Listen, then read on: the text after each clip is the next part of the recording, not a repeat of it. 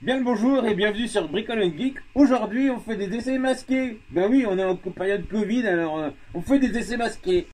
Non, bien sûr, je rigole en fait. Bon, je parle fort parce que sinon vous n'allez pas m'entendre.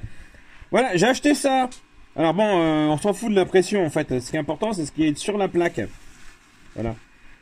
Donc j'ai une Lego Mars. Je pense pas en avoir déjà parlé, on s'en fout. L'important, c'est que si vous êtes là, c'est que forcément vous êtes intéressé par les Lego Mars. Mais voilà, j'ai installé ce petit plateau.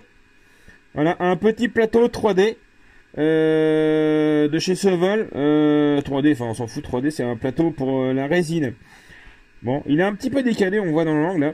Je pense pas l'avoir mis comme ça pourtant. Alors est-ce qu'il s'est décalé comme ça il a fait le premier enfin la première descente, je sais pas. Voilà, donc là je vais enlever la plaque. Aimanté. Voilà. Donc on voit, ça se décolle assez simple.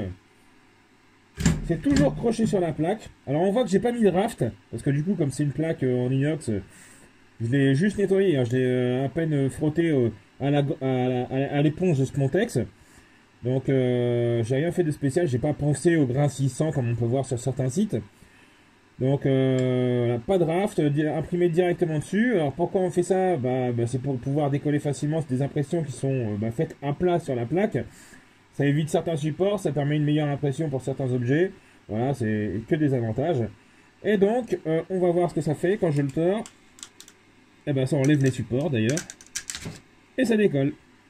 Ouais, là je peux pas faire mieux. Franchement, au niveau simplicité, il n'y a rien.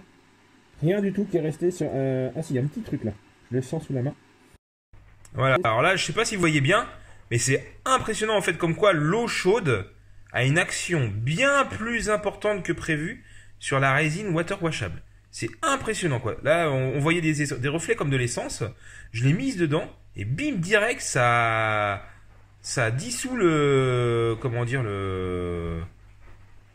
la résine qui était sur le dessus quoi. Mais sans aucune action mécanique en fait. Et on voit bien là le côté dégrappé, en fait, j'ai fait aucune action, et si ce n'est le tremper dedans, quoi. C'est impressionnant, quoi. Bon, par contre, je pense que je vais pas échapper au dégrappage du fond, quoi. Ça risque d'être un peu difficile. Alors là, on arrive après au problème aussi de la résine transparente, c'est-à-dire que quand on a des couches avec des supports qui sont assez minces, ça crée des problèmes de polymérisation entre la couche fine en contact avec le plateau et l'objet. C'est-à-dire que comme il y a de la résine au niveau des supports et que la résine elle-même, quand elle polymérise les couches du dessus, elle conduit les UV, la lumière, quoi, et ça polymérise des couches qui ne devraient pas l'être. Et là, c'est à mon avis, c'est le cas sur le fond. Bon, après, est-ce que c'est gênant? Pour mon impression, je pense pas. Là, on est sur une espèce de nuage, voilà, dans Banjo-Kazooie. Bon, voilà, c'est tellement efficace que je sais même plus où il est d'ailleurs. Bon, je vais chercher où est-ce qu'il est, puis je vais l'enlever de là-dedans. Ah oui, j'ai oublié, je sais pas si ça va se voir à la caméra là, mais c'est d'une propreté, le coup de l'eau chaude là, je ne vois même pas où étaient les... Bon après j'ai pas forcément de bons yeux, donc je sais pas si c'est une référence, mais j'ai du mal à voir en fait où étaient les points d'attache des supports, donc ça c'est impressionnant. Et bon, il y a un côté mat forcément parce que voilà, c'est l'impression, c'est pas tout lisse et le vernis va lui redonner un côté transparent, très très transparent, mais c'est pas tout à fait ce que je veux moi là-dessus. C'est censé être un nuage à la fin, donc il y aura des petites variantes de blanc dans le creux et tout ça. Enfin bref, voilà, c'est top. Franchement, c'est top. Je suis super étonné du nettoyage à l'eau chaude. Voilà, c'est désormais tout propre. Est-ce que tu peux zoomer là-dessus, s'il te plaît, merci? Non, non, ça. C'est ça que je veux. Bon, voilà. Bon, bref, vous voyez. C'est tout propre, tout droit. J'ai un peu passé au scalpel le trou aussi, parce que forcément, les espaces creux, avec cette résine-là, c'est pareil. C'est un peu la merde. Voilà. Globalement, je n'ai pas vu de décalage. Alors, je sais pas si tu peux refaire le zoom bien. Voilà, merci. Je n'ai pas vu de décalage. Donc, j'avais peut-être mal posé le truc. Donc, par contre, effectivement, vous voyez... les bouts là sont bien faits. Voilà. C'est vraiment les pièces creuses, les petits espaces cloisonnés, cette résine-là, bah, elle polymérise là où qu'il faut pas. Comment j'ai fait pour penser ça? Je vous montre vite fait. Bon, mon atelier est en bordel, mais c'est pas grave. J'utilise ce beau petit joujou qui coûte pas cher de chez Lidl. Ça ponce merveilleusement bien la résine, que vous l'ayez polymérisée ou pas. Donc là, elle n'était pas polymérisée, donc je vais la polymériser. Paf, hop, dans la wash and cure. Et c'est parti pour 6 minutes. Alors, pour ordre d'idée, ça a été imprimé en 0,01 mm. Ouais, c'est ça, donc ça fait 10 microns, quoi. C'est une bonne qualité, enfin, c'est le maximum qu'on peut avoir avec la Lego Mars. La figurine en elle-même, je sais pas encore combien elle va faire en hauteur, mais c'est pas très grand. J'avais fait déjà la figurine en version PLA et pas au maximum de mon imprimante PLA évidemment parce qu'une Tevo Tornado ça peut imprimer vachement gros, mais je suis pas du tout fan de la qualité du PLA. Je préfère avoir un truc plus petit, en plus ça prend moins de place, mais vraiment plus joli au niveau de la qualité d'impression, donc tant pis, je vais faire avec ce que j'ai, donc c'est une Lego Mars. Voilà. Peut-être qu'un jour il y aura autre chose, je le relook sur les Phenom L et XL. Non, la XL est très très large et très très cher aussi. La L à 3000 balles fait mal, mais c'est vachement tentant quand même. Donc peut-être qu'un jour vous verrez des vidéos là-dessus. Ah, j'adore quand ça polymérise les résines transparentes. Avouez quand même, c'est beau. Hein. Et encore, ça rend moins bien à l'image que en vrai. Là, ça vraiment, ça sature le côté bleu transparent au milieu, mais en vrai, c'est vraiment joli, quoi. Et du coup, ça aide aussi à voir les défauts. Parce que moi, qui n'ai pas forcément une bonne vision, et dans mon sous-sol, c'est pas le plus lumineux, j'ai pas encore fait mes travaux d'électricité qui vont me redonner de la lumière. Là, je vois bien tous les petits défauts. Alors, on voit comme des petites vagues qui sont faites sur les boules, qui sont, en fait, le mouvement de la fumée que c'est censé être représenté, en fait. Et c'est hyper précis, quoi. Franchement, top. Voilà, c'est ressorti du processus de curing. Voilà, c'est nickel, quoi. Alors c'est pas brillant forcément parce que c'est une impression 3D donc en plusieurs couches, donc c'est pas tout bien lié, donc forcément il y a un petit côté satiné. Je vais vous donner une astuce de maquettiste pour avoir du brillant. Alors effectivement, soit vous la retrempez dans la résine et vous la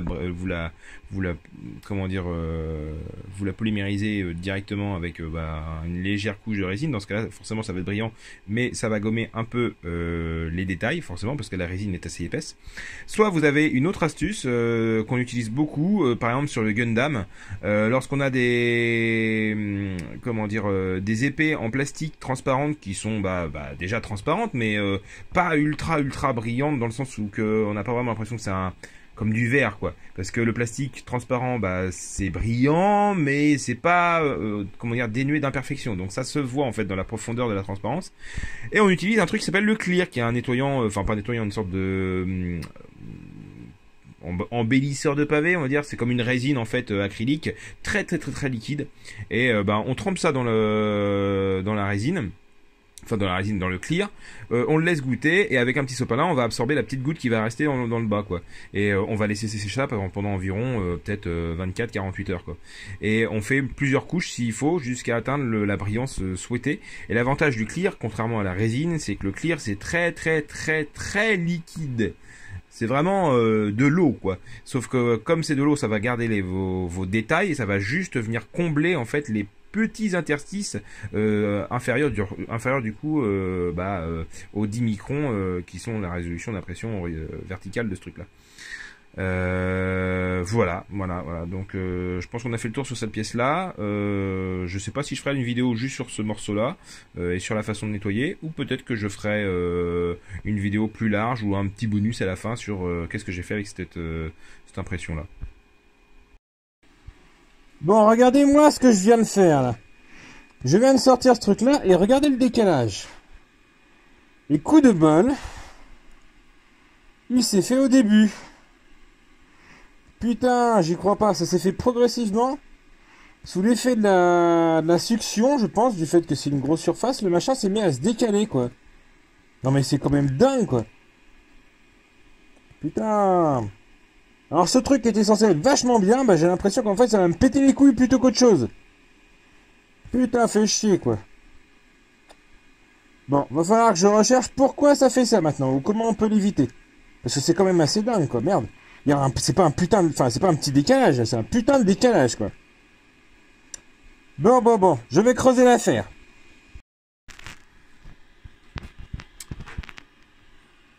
Bien, alors, vous avez vu que j'avais fait des tests avec le support qu'on voit là.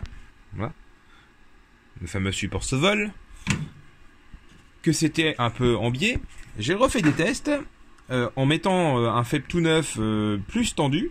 Et voilà ce que j'ai obtenu. Alors bon, là, les supports sont un peu en biais parce que je les ai laissés 2 jours dans la flotte. Donc forcément, c'est un peu tout mou. Mais bah, on voit il y a des streaks, quoi. Enfin, c'est de la merde, quoi. Ouais, je suis désolé, mais ça va pas, quoi. Donc, qu'est-ce que j'ai fait? Ça, poubelle, évidemment. Lui, bah, pas poubelle, parce que ça peut servir encore, faut que je le démonte pour l'enlever. Et qu'est-ce que j'ai fait? Bah, j'ai racheté un support tout neuf, voilà, qui est là. Et on va voir ce que ça donne.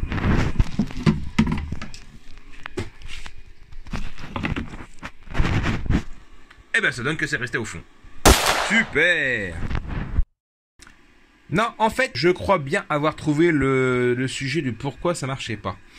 Alors, je retrouve la pièce que j'ai enlevée. Voilà, allez. Ça, je l'ai pas enlevé.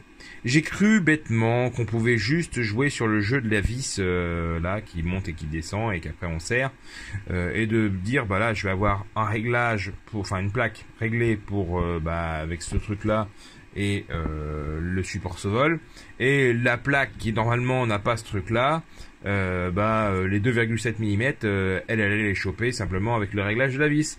Mais non, en fait, oui, cette vis-là, elle absorbe le jeu, il y a un ressort à l'intérieur, tout ça, enfin bref, c'est prévu pour, mais c'est prévu pour jusqu'à un certain débattement. Et là, bah c'est pas possible. Là, en fait, quand on serre un axe, bah, on serre, à mon avis, sur une partie incurvée de la boule qui est dedans, et du coup, ça remonte un petit peu. Pas grand-chose, mais ça remonte. Et du coup, mon bed ne pouvait pas être bien calibré, même avec une feuille, parce qu'en fait, quand j'ai testé avec la feuille, c'est bizarre, ça glisse quand même, quoi. Et là, voilà, là, il y a une feuille, je peux l'enlever, hein, mais faut vraiment y aller. On sent bien que c'est appuyé dessus, quoi. Voilà.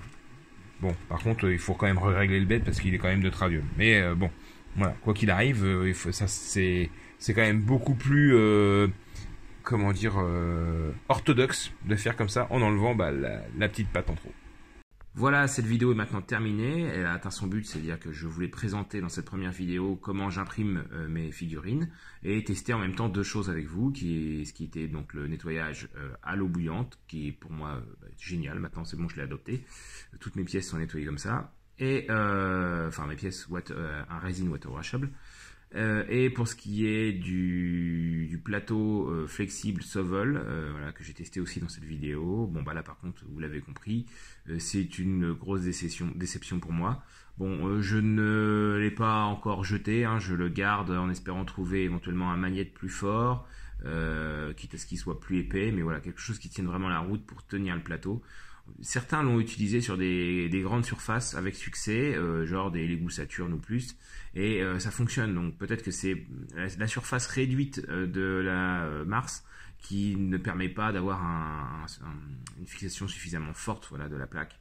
Donc voilà, je vais essayer de trouver un magnète mieux ou j'attends toujours la réponse de Sovol pour savoir si oui ou non c'est mon magnète qui est défectueux, ils ont une mauvaise série, j'en sais rien. Quoi qu'il en soit, ils restent très silencieux sur les réseaux sociaux. Ils m'ont juste demandé, voilà, une fois plus de photos. Voilà, j'ai mis les photos, puis c'est tout. Donc, bref, voilà. Là, voilà, je me répète, cette vidéo est terminée, voilà. Mais par contre, vous pouvez mettre un petit pouce bleu si ça vous a plu. Posez vos questions en dessous, j'y répondrai. Voire j'intégrerai vos questions dans une vidéo liée voilà, à ces questions. Voilà, merci d'avoir regardé. Salut.